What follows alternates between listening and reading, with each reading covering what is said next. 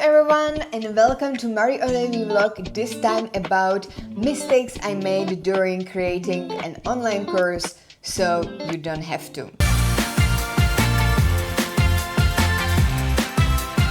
During my journey of making an online course, I wanted to skip the line of actually try and error of making my own course without help. So I actually bought a course about online courses, and that time it was really a beneficial thing for me to invest in this course or in this mentor so that I will get more knowledge about the mistakes. But even though I already received, for example, some template, I already received some step-by-step guidance on how to create online course, it was still not completely flawless. So also when I was choosing the mentor, I didn't that much consider the age of the mentor. I just found a person, I guess I was targeted on social media about this specific course, about online courses, and I didn't really look what other things are on the market. I actually think at the end that I really chose the best mentor. It was Amy Porterfield about the online marketing,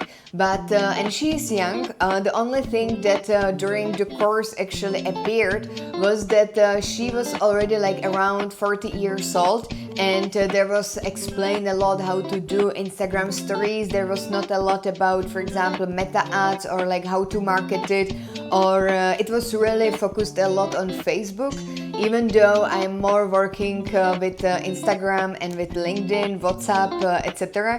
And I don't use that much Facebook communities. So there were some limitations when it comes to the barrier of the age and generation, but at the end it was really beneficial in terms of planning.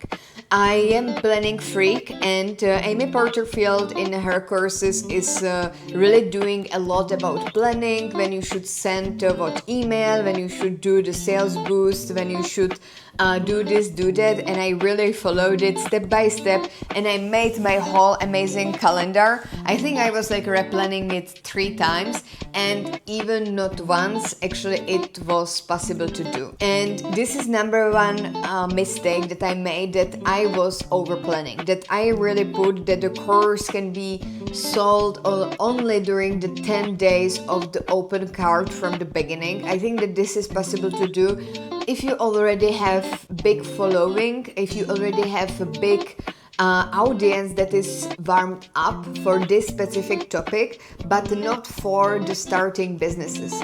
If you are starting a business from scratch, if you never did online courses before, and this is your first time to actually monetizing some digital asset, then I would really recommend to rather think about something like mastermind cohort, something that it's running during the whole year, and you are just onboarding new people, and you can do the urgency. You can still do the urgency based on discounts. So for example, that during these 10 days I'm giving discount because of this international holiday or something like this.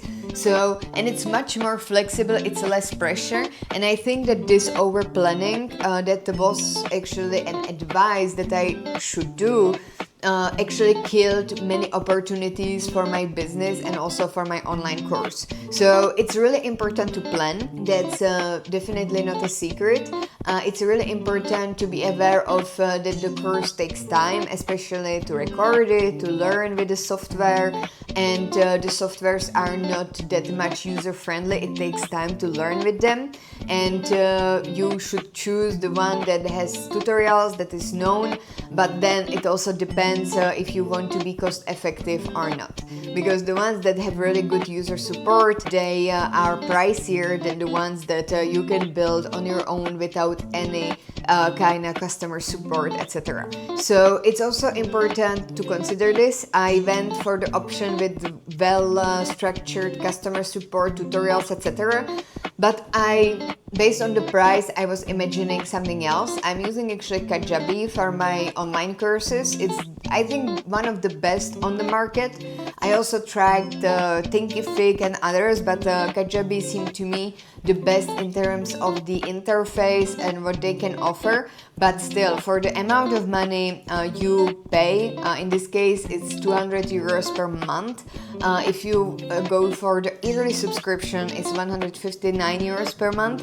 Then it's really not that much worth it, because the more you have the needs, the templates and the adjustments and the customizations are not really adjusting to your style and to your online creation. So I expected something maybe better that will be available on the market, and it's not yet. But this is really important to bear it in mind. Maybe start with something smaller, some smaller software with less money, because it takes time before the monetization. So the return of investment, it's slower than usually expected, because you cannot just assume that you will nail it at the first time, as is, for example, provided in some textbook, etc. So this was another mistake: over planning expectations, and also when you are learning about online courses, and if you are learning from someone, I would also be more critical and skeptical about the promises, what the creators are actually promising you,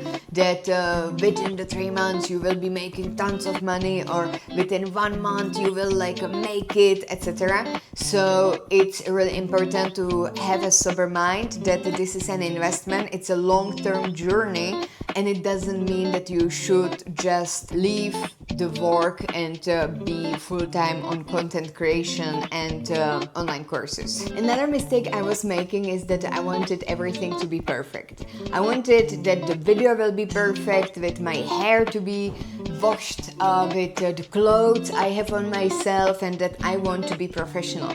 I bought lights, I bought microphone, I bought camera. I wanted it to be perfect in order to actually put my price higher of the course. But then at the end, everything is different.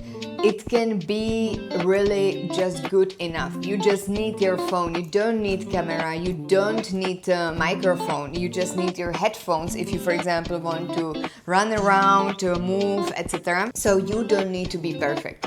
It just needs to be good enough. Even if you want to really have it low cost, you can launch your online courses on Notion, which is for free. You can make it on your camera with your headphones, and you don't need to have a fancy setup at all. So how this online course journey strengthened my personal brand?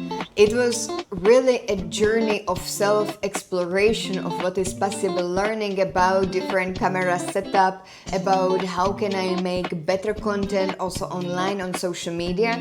It was about structuring what I need to put after each other, what makes sense for people. So putting myself into the shoes of my audience, into the shoes of my followers, and this is really priceless journey that I will use also in the future for my social media and also for my personal brand, because the more I'm listening to the needs of the people who are then on social media, I can then produce that content via the course, and it's again another digital asset that just suits well into my personal brand. So I hope that you liked this quick sum up of all of the mistakes that I made during the online course when I was creating it. So let me know in the comment if there are some other mistakes that you made when you were in these shoes, when you were creating your online course for the first time.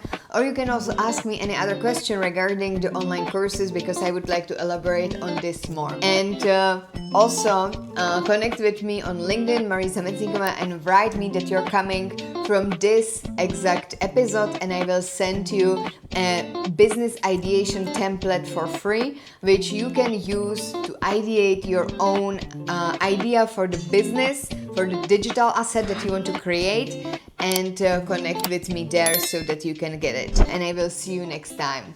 Bye!